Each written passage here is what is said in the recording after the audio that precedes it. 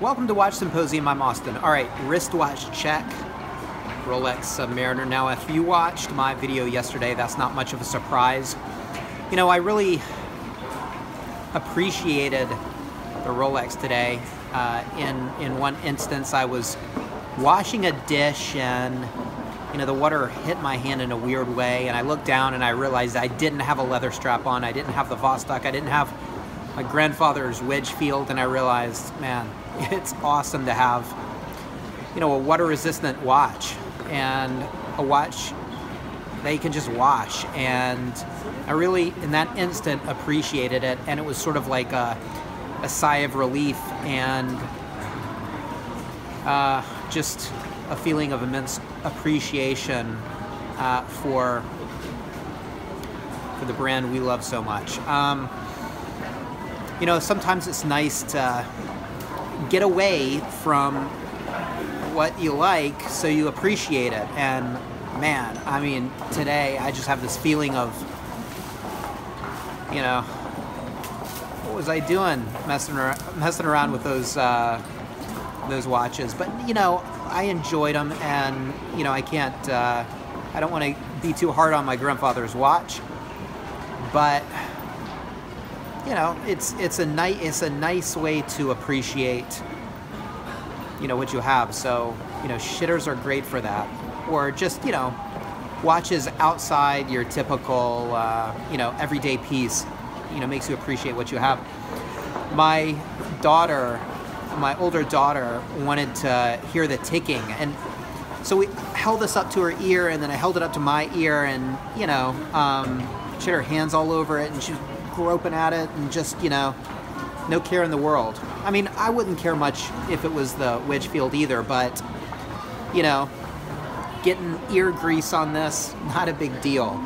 On an interesting related note, I don't know if you've ever tried to listen to the ticking of a Rolex. It's actually pretty hard to hear. You know, you can do it, but there was a while there I thought you couldn't hear the ticking because it was so, you know, fantastically sealed. And actually you can hear the ticking, but you know, not like a watch with, say, a plastic crystal. You know, my grandfather's Wedgfield, the Vostok. I mean, you can hold them right here and you can hear. And it's interesting, it's a totally different tick. It's a slower tick. This just hums, man. It just and those beats per second are just, you know, beats per minute, I guess beats per hour is usually how it's written. But anyway, you really can hear the difference. So what do I want to talk about today? Well, you know, I'm going to get this into the watches in a minute, but I don't know if you guys have been keeping up with cryptocurrencies and Bitcoin, and, you know, I remember Bitcoin years ago. I think when I really took note of it, it was something like $350 a coin, and I remember thinking, yeah, it's a little bit sketchy. I don't think I'll go there. Now, of course, I've joined the ranks of the people that really wish they'd gotten in on the ground floor, and you know, I think hot stocks are always like that. I mean, you can't really beat yourself up because you never know, and that could have been $350 down the drain. But, you know, there was a time when it was like $1 a coin, even less so, and man, I mean, there are people that are pretty minted now. Now, I don't think it's any surprise that it is a bubble, all right? It's a bubble with a long life to it. I mean, you know, the .com bubble was mainly limited to the States, whereas this is sort of like a worldwide bubble. So it's got a lot of ways to go. And, you know, I mean, if you've got nearly 20,000, now granted, you don't have to buy a whole coin, but, you know, I mean, if you laid out $20,000 for one Bitcoin right now, I think it's unfathomable that you wouldn't make some money. You just have to save at the right time. That's not to say I'm going to do it. I'm okay, right? I don't want to. I'm not feeling the need to, you know, jump on that, and nor any of the other cryptocurrencies. But I do enjoy, looking at the market, and it is interesting. Now, turning to watches. Now, I don't want to really talk about watches as an investment, but I've seen something interesting with my watches, and the other day I got on Rakuten and I pulled up the cheapest example of all of my watches, and then I got a total figure, and then I thought about what I paid. I factored in the service costs, which are not cheap. I've paid Rolex quite a bit of money, but I factored that in, and going on the cheapest examples, not even the best examples, the cheapest examples on Rakuten, if I were to sell my watches at those cheap prices, I think I'd walk away with about $3,000, which was pretty surprising, and it's a good thing. I was happy to see that. Now, could I sell a watch easily? That's another question. Gotta find a buyer and all that stuff. I don't think that's too hard.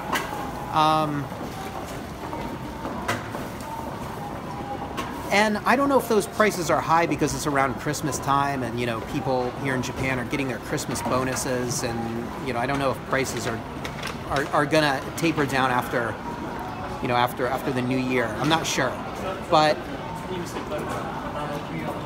I think Rolex is getting more popular, and I think these watch videos and other watch videos and sort of people are I think they're thinking about Rolexes, and they're thinking about watches, and they're researching things in a different way than, say, years ago. And I think that the prices of Rolexes, used Rolexes, are only going to go up. Now, I think the sweet spot, and I think the future Bitcoin of Rolex are the aluminum bezeled models, the sports watches. Now, an old Datejust, nah, I don't think so. But for what I paid for this, I guess that was 2014. I could never replace it for that same amount of money. Again, the cheapest one I could find was, I want to say it was in the mid 5s, 6s. I don't want to misquote, but it was quite a bit higher than I paid for it. And I think the fact of the matter is, there's a limited amount of aluminum bezeled Rolexes on the planet. And it's a particularly fantastic aesthetic, and one that you can't go to Rolex to get. I mean, you have to go used. You have to go new old stock. And there's a limited number of these watches. Now, it's millions of them, but that's it. I mean, that's it. They aren't being produced anymore. And so really the only way prices are going is up. And how high will prices go? Well, I think they'll just keep going up until the general public can't really afford them. And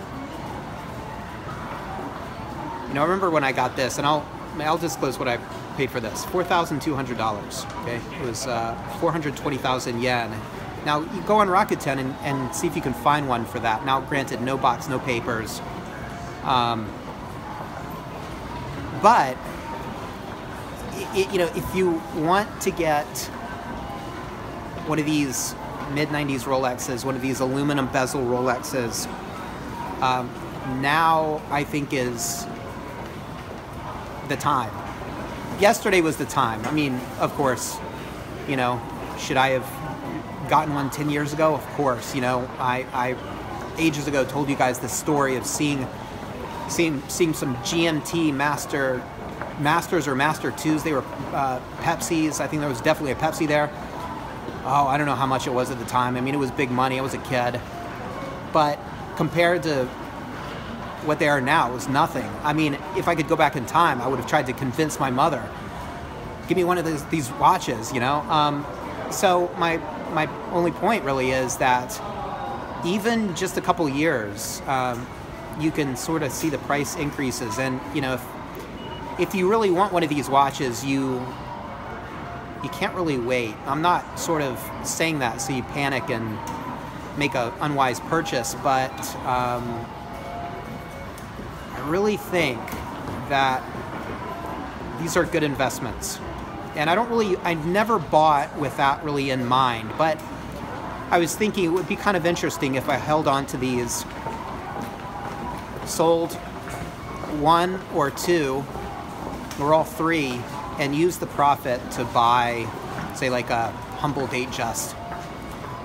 You know, that would be kind of cool. I feel like I would have beaten the whole watch thing, you know, walked out breaking even with a Rolex on my wrist. But, you know, look, I'm not interested in doing that, and I really never bought these watches with investment in mind. But it's, you know, it's nice to know you can get your cash back. And